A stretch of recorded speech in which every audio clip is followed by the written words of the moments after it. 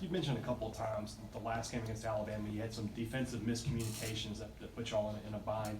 Sort of explain what happened in there and what you can do to correct it this time. I just thought when we were talking about how we wanted to play them, it confused our guys in terms of we were giving no help on drives.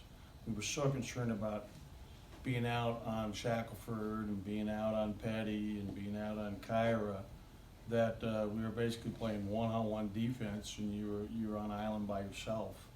And obviously you can't play that. We got to have good team defensive concepts, and so that's what I was speaking to.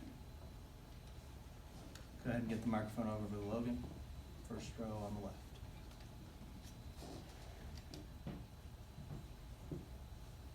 It's been so long since y'all played Alabama. Just how much have they changed over this span of time, and how much does your team kind of grown?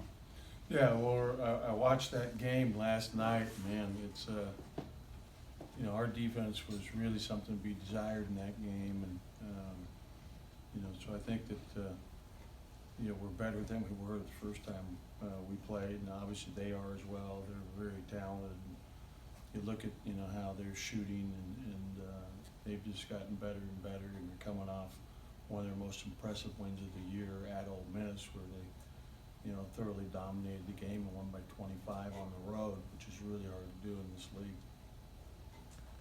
You talked, Coach, last week about how tough this last stretch is, and how obviously your team needs wins and to be consistent to get in the tournament.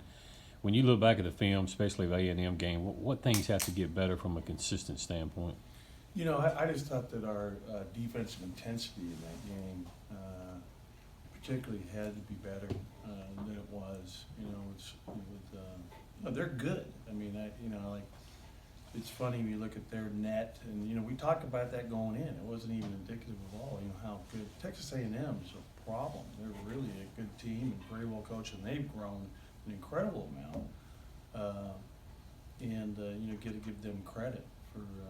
They have outstanding players. They have good personnel.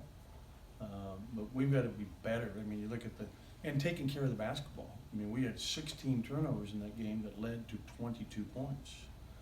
It's not just turn it over, and when your turnover leads to easy baskets at the other end or uncontested layups, then it's really a problem. Kind of going off Paul's question a little bit, I know you always talk about playing one game at a time and focusing on the next game. But with 4 games left, do you think you need to win all of them to have a chance at a net large berth, or is that still up in the air? That's still up in the